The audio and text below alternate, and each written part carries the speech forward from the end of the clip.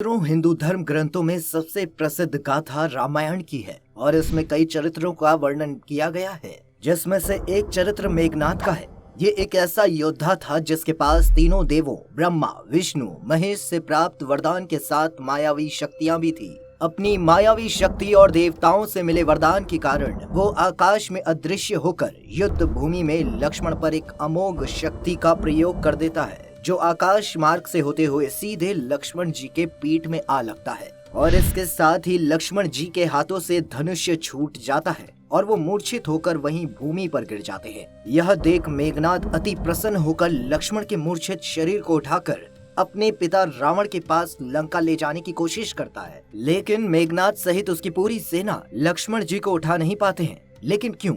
आज के इस वीडियो में यही जानेंगे कि आखिर लक्ष्मण जी के पास ऐसी कौन सी शक्ति थी जिस कारण मेघनाद उनके शरीर को उठा नहीं पाया। तो बने रहिए हमारे साथ वीडियो के अंत तक। नमस्कार मित्रों, रामायण भगवान श्री राम की एक अद्भुत अमर कथा है जो हमें सच्चे अर्थों में विचारधारा, भक्ति, कर्तव्य, रिश्ते, धर्म और कर्म की शिक्षा देती है। इसमें प्रेम, त्याग, तपस्या और यश की भावनाओं के महत्व को बताया गया है। इसमें रिश्तों की मर्यादा को निभाते हुए एक पुत्र अपने पिता के हट के आगे झुक जाता है, जबकि वह जानता है कि उसकी मृत्यु निश्चित है, लेकिन फिर वह युद्ध भूमि में आ जाता है। जी हाँ, यहाँ हम लोग बात कर रहे हैं रावण का ज्येष्ठ पुत्र मेघनाद की। मेघनाद अपने पिता की हर आज्ञा का पालन करता है, हर अच्छे और बुरे कर्म में उसका साथ देता है। लेकिन जब उसे ये पता चल जाता है कि भगवान श्री राम स्वयं नारायण के अवतार हैं और नारायण से युद्ध करना स्वयं के विनाश को निमंत्रण देना है, तब उसने अपने पिता को समझाने की बहुत कोशिश की। लेकिन रावण अपने अहंकार में इतना ज्यादा चूर था कि अब उसे अपना पुत्र मेघनाद भी कायर लगने लगा था। अपने इसी अहंकार के कारण मेघनाद को कटु वचन कहे तथा कायरता के लिए उसे धिक्कारा गया। अपने पिता के कटु वचनों को सुनकर मेघनाद अत्यंत व्याकुल हो गया और उसने युद्ध के मैदान पर जाने और स्वयं नारायण के हाथों मरने का फैसला किया। उस समय मेघनाद संपूर्ण जगत में सबसे शक्तिशाली योद्धा था, क्योंकि उसके पास भगवान ब्रह्मा, विष्णु और महेश तीनों के महान अस्त्रों ब्रह्मास्त्र, नारायण अस्त्र, पशुपति अस्त्र थे। मेघनाद के युद्ध भूमि में आते ही रावण के छोटे भाई विभीषण ने श्री राम व लक्ष्मण को सचेत कर दिया व उन्हें मेघनाद की शक्तियों से भी परिचित करवा दिया। अब भगवान श्री राम ने अपने छोटे भाई लक्ष्मण को मेघनाद से युद्ध करने भेजा। मेघनाद अपने मायावी रथ को अपनी इच्छा अनुसार आकाश और पृथ्वी कहीं भी ले जा सकता था और किसी भी दिशा से आक्रमण कर सकता था। जब लक्ष्मण व मेघनाद का मध्य युद्ध शुरू हुआ तो सुबह से शाम तक ये भीषण युद्ध चलता रहा, लेकिन उसका कोई परिणाम नहीं निकल पा रहा था। अब धीरे धीरे संध्या होने लगी, वो दिन ढलने लगा।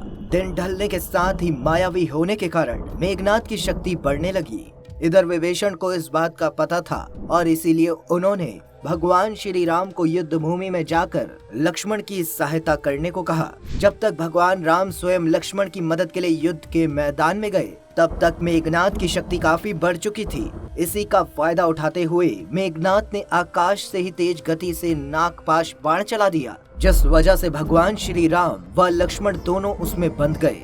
इसके कुछ समय बाद दोनों मूर्छित हो गए और वह धीरे धीरे मृत्यु के मुख में जाने लगे।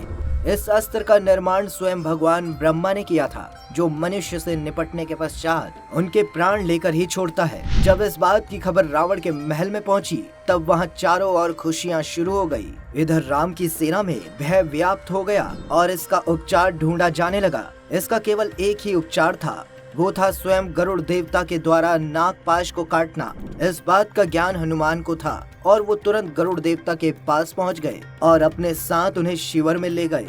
उन्होंने अपनी चोंच से कद्रु के पुत्र नागों को काट डाला और जिस कारण भगवान श्री राम और लक्ष्मण को इससे मुक्ति मिल गई। उधर जब नागपाश से मुक्त होने की खबर रावण को मिली तो वो बहुत क्रोधित होकर गरुड़ को अशब्द कहता है। लेकिन तभी मेघनाद अपने पिता को समझाते हुए ये कहता है कि पिताजी, आज राम और लक्ष्मण नागपाश से बच गए तो क्या हुआ, कल मैं दोनों से इससे भी भयंकर युद्ध करूंगा और दोनों भाइयों की जीवन लीला समाप्त कर दूंगा। अगले दिन सूर्य उदय होने के बाद दोनों सेनाएं पुनः युद्ध के मैदान आ जाती हैं। राम लक्ष्मण को नागपाश में बांधकर मेघनाद का उत्साह और आत्मविश्वास बहुत बढ़ गया था, इसलिए वह मेघों की तरह गरजता हुआ रणभूमि में आता है और राम लक्ष्मण को ललकारते हुए कहता है कि अभी तक नागपाश के घाव भरे नहीं है क्या? दोनों भाई आज मेरे सामने आने से डर रहे हो। मेघनाद की ललकार सुनते लक्ष्मण आवेश में आ जाते हैं और प्रभु श्री राम से युद्ध में जाने की आज्ञा मांगते हैं।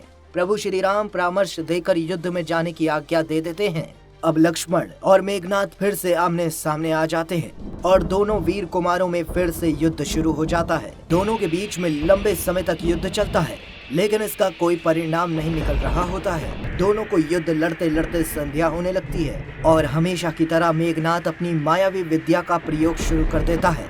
इसके बाद मेघनाद अपनी मायावी शक्ति से अदृश्य होकर अलग अलग दिशाओं से लक्ष्मण पर बाणों की बरसात कर देता है, जिससे लक्ष्मण जी विचलित हो जाते हैं। लक्ष्मण जी के विचलित होते ही मेघनाद अदृश्य होकर आसमान में जाता है और वहां से घात लगाकर अमोघ शक्ति का प्रयोग कर देता है।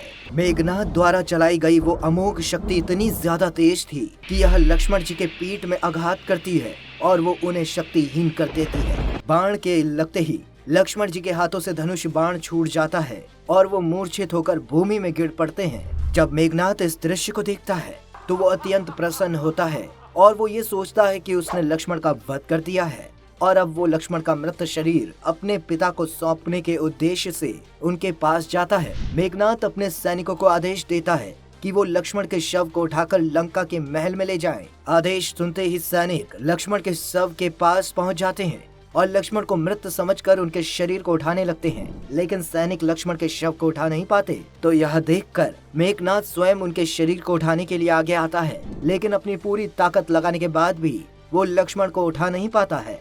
मित्रों, रामायण में स्पष्ट रूप से लिखा हुआ है कि लक्ष्मण स्वयं शेषनाग के अवतार थे, जिनके फन पर यह धरती टिकी है। शेषनाग अपने आकार में इतना विशाल है कि उनका वजन उठाना असंभव है। जब लक्ष्मण मूर्छित होकर जमीन पर गिरे तो उनके शरीर का पूरा वजन जमीन पर आ गया था, जिसे उठाना मेघनाद के लिए संभव नहीं था। इतने में वहां हनुमान जी आ जाते हैं और मेघनाद को अपने लात से मारकर हवा में उछाल देते हैं। इसके बाद मूर्छित लक्ष्मण को वो अपने कंधे पर उठाकर वायु मार्ग से युद्ध भूमि से दूर अपने शिविर में ले आते हैं। लक्ष्मण जी को मूर्छित देखकर श्री राम जी दौड़े दौड़े आते हैं और वह एक सामान्य मानव के समान विलाप करने लगते हैं। सामान्य मानव की तरह रोते रोते हनुमान से वो ये पूछते हैं, क्या हुआ है मेरे लक्ष्मण को? तब हनुमान जी श्री राम से कहते हैं कि मेघनाद ने छिपकर अपनी मायावी शक्ति का प्रयोग किया है, जिससे ये मूर्छित हो गए हैं। इसके बाद प्रभु श्री राम ने पूछा कि ऐसी कौन सी शक्ति थी जो मेरे वीर लक्ष्मण को मूर्छित कर सकती है। तब विभीषण जी उनके प्रश्न का उत्तर देते हुए ये कहते हैं कि मेघनाद ने वीर घातनी शक्ति का प्रयोग किया है और इस शक्ति के वार से कोई भी मनुष्य बच नहीं सकता है। लेकिन तभी विभीषण जी ये भी बताते हैं कि लंका में रावण का राज्य वैद्य सुषोण है, जो हमारी सहायता कर सकता है, लेकिन उन्हें इस समय लंका से लेकर आना असंभव लगता है। विभीषण की ये बात सुनकर हनुमान जी कहते हैं कि असंभव को संभव बनाने का काम हनुमान को आता है। आप कृपया कर मुझे लंकापति रावण के राज वैद्य सुषेण के निवास स्थान का पता बताइए, मैं उन्हें वहां से तुरंत लेकर आऊंगा। विभीषण के पता बताने पर हनुमान जी श्री राम से आज्ञा लेकर अति सूक्ष्म रूप धारण करके लंका में प्रवेश करते हैं और वे एक गुप्तचर की भांति वैद्य सुषेण के मकान में पहुंच जाते हैं। इसके बाद हनुमान जी अपना विराट रूप दिखाते हुए वैद्य राज सुषेण को उनके घर सहित उठाकर प्रभु श्री राम के सामने ले आते हैं। खुद को इस तरह उठा लाने से वैद्य राज सुषेण नाराज होते हुए कहते हैं कि मैं आपकी कोई सहायता नहीं कर सकता हूँ, क्योंकि मैं महाराज रावण का राज्य वैद्य हूँ और ये मेरी देशभक्ति के खिलाफ है। आप मेरे महाराज रावण के शत्रु हैं और इसीलिए मेरा धर्म ये कहता है कि मुझे अपने राजा के शत्रु की किसी तरह से सहायता नहीं करनी चाहिए। और इस तरह वैद्यराज सुषेण ने पहले लक्ष्मण का इलाज करने से मना कर देते हैं। तभी प्रभु श्री राम और विभीषण जी वैद्यराज सुषेण को उनके वैद्य धर्म का वृत्तांत सुनाते हैं और ये कहते हैं कि आपका एक ही धर्म है और ये है कि आप अपने रोगी का उपचार करें और उसके प्राण बचाएं। उनकी बातों को सुनने के बाद वे इलाज करने को तैयार हो जाते हैं और इसके बाद वे लक्ष्मण के मूर्छित शरीर की नाड़ी की जांच करने लगते हैं और बताते हैं कि शरीर में प्राण अभी बाकी हैं, लेकिन अगर सूर्य उदय से पहले इलाज नहीं किया गया तो जान बचा पाना नामुमकिन हो जाएगा। आगे वैद्यराज ये भी बताते हैं कि उनके पास वो औषधि नहीं है जो कि लक्ष्मण जी के मूर्छित शरीर को स्वस्थ कर सके।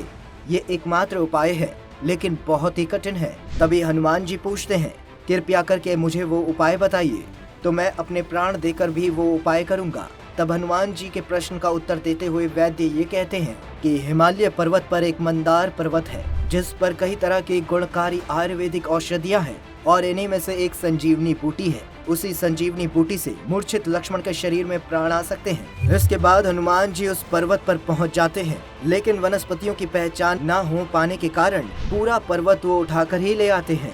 सुषेण वैद्य इन जड़ी बूटियों से औषधि निर्मित करते हैं और मूर्छित लक्ष्मण को इसे पिलाते हैं, जिसके बाद लक्ष्मण जी के प्राण बच जाते हैं। मित्रों, आज की वीडियो में इतना ही। अगर आपको ये जानकारी अच्छी लगी हो तो वीडियो को लाइक करें, चैनल को सब्सक्राइब करें। फिलहाल आज के लिए बस इतना ही। अभी दीजिए इजाजत। आपका बहुत बहुत शुक्रिया।